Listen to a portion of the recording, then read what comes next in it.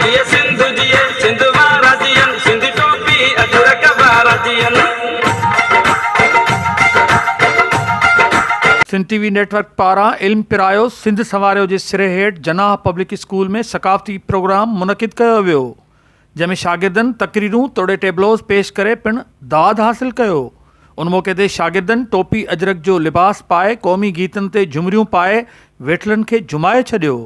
हिन प्रोग्राम में उस्तादनि तोड़े शागिर्दनि वॾे अंग में पिणु शिरकत कई।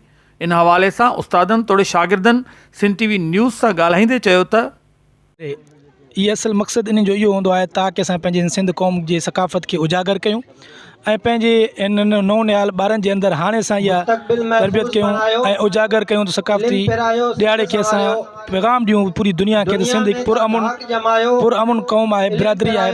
पूरी क़ौम जेकी आहे गॾिजी करे उन मुतहद थी करे पंहिंजे अॻ में जीअं क़ुवत ऐं ताक़त सिंध खे कई आहे, त इन तरीक़े सां असां अहिड़ा प्रोग्राम करे ॿारनि जे अंदरि इहे सकाफ़तूं शयूं उजागर कयूं। सिंधी हुजण ते असांखे फ़ख़्रु आहे ऐं अल्हम्दुलिल्लाह अॼु हिन प्रोग्राम में ॿारनि जी परफॉर्मेंस ॾिसी करे दिलि बाग़ बहार थी वई आहे। ऐं जीअं इहो उनवान ॾिनो वियो आहे त इल्मु पिरायो सिंध संवारियो जे हवाले सां उस्ताद जी हैसियत में इन अज़म खे वरजायूं था त इंशाअल्लाह असां पंहिंजो जेका क़ौम आहे, जेके बचड़ा आहिनि, उन्हनि खे तालीम जहिड़े ख़ूबसूरत ज़ेवर सां आरास्ता करे उन्हनि खे हर मंज़िल जेका आहे उन्हनि खे हासिल कराइण में इंशाअल्लाह पंहिंजो भरपूर किरदारु अदा कंदासीं।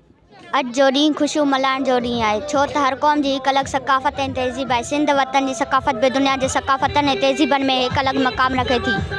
सिंध जी तहज़ीब 5000 साल पुराणी त आहे, पर उनजी सूंह जो मिसाल ई न आहे। सिंध जी सूंह त ॿुधाइणु चाहियां त हयाती खुटी वञे, पर सोणी सिंध जी सुंदरता ख़तमु न थींदी। नाज़रीन, उस्तादनि ऐं शागिर्दनि जो चवणु हो त सकाफ़ती ॾिहाड़ो ईद जियां मल्हाईंदा आहियूं। हिन भेरे बि सकाफ़त जे ऐलानियल ॾिहाड़े खां पोइ साॻे जोश, जज़्बे ऐं विलविले सां भरपूर अंदाज़ में मल्हाए रहिया आहियूं। कैमरामैन टीम सां गॾु अशरफ बुखारी, सिंध टीवी न्यूज़, मीरपुर माथेलो।